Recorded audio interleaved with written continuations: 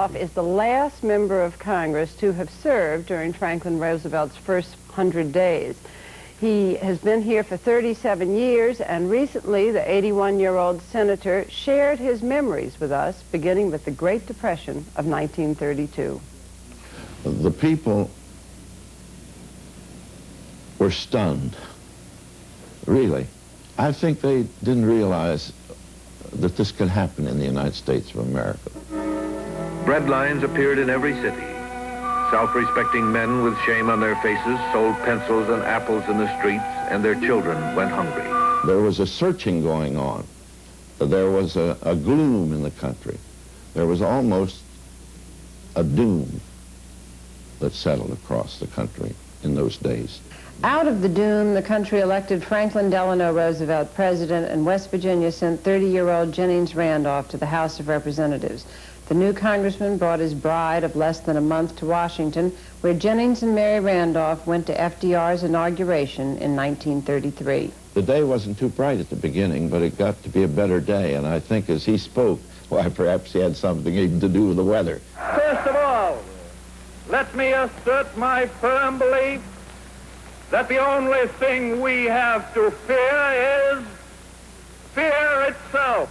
I think that was a dramatic statement, of course, and I think it was language that could properly be used, because we were a country of fear, and the people were fearful of each day almost that was coming along. But I think they had a hope, and I remember Mary saying to me, you know, if anyone can do it, I think he can. And that was the spirit in those days. That spirit led to one of the most active Congresses in history. Jennings Randolph shared in the New Deal fervor of the famous first 100 days when 15 pieces of emergency legislation roared through the Congress. We passed the Emergency Banking Act without a dissenting vote, and in the Senate was 73-7.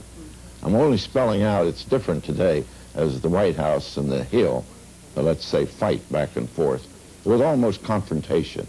It then was a cooperative spirit. It had to be. We had to be unified in those days.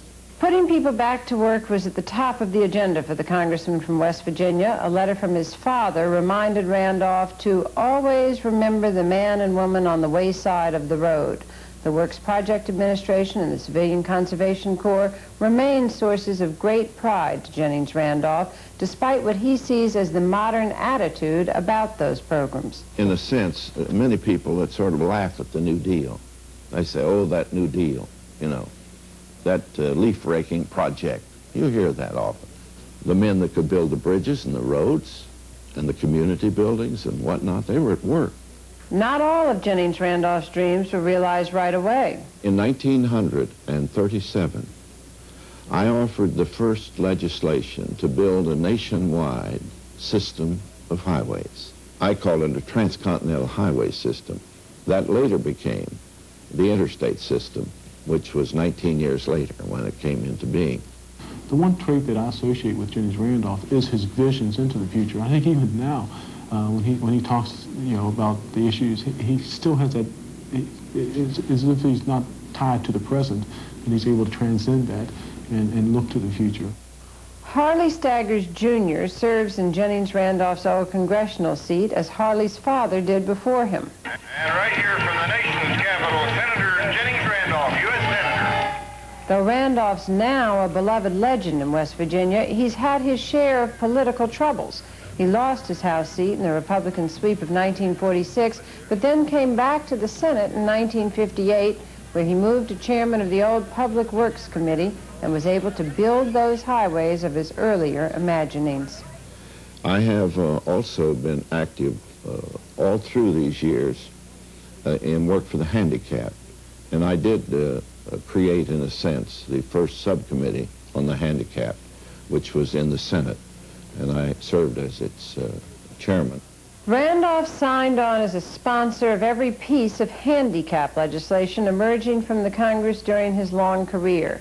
Most famous among them, the Randolph-Shepard Act, which puts blind or almost blind people to work as vendors in public buildings all over America. What eventually passed was that giving 18-year-olds the right to vote, first introduced by Jennings Randolph in 1942 and eventually adopted by Congress in 1971. I'm saddened today about one piece of legislation that I authored, and that was the 26th Amendment to the Constitution, the last we have, as you know.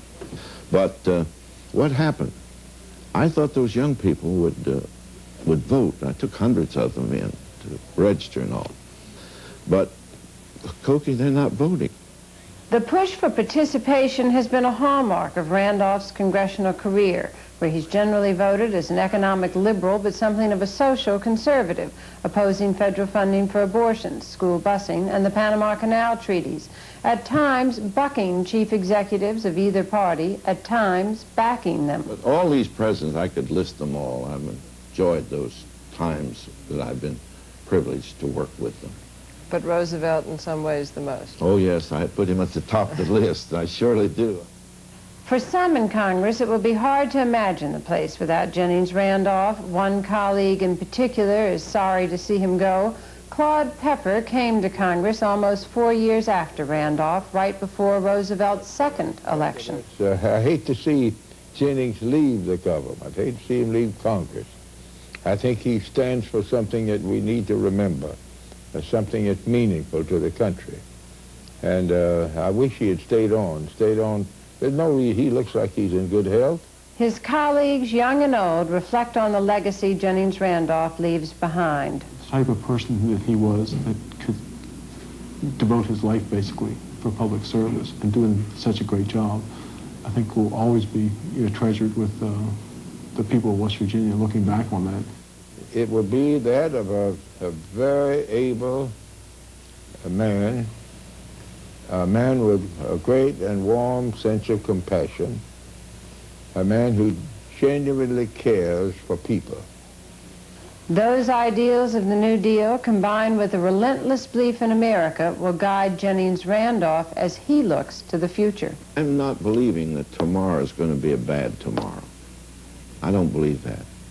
Each day, and if this sounds sort of namby-pamby, each day I look through the window of my bedroom out into that world. And I say these words so that quietly but speak them. This is not just another day. This is a new day.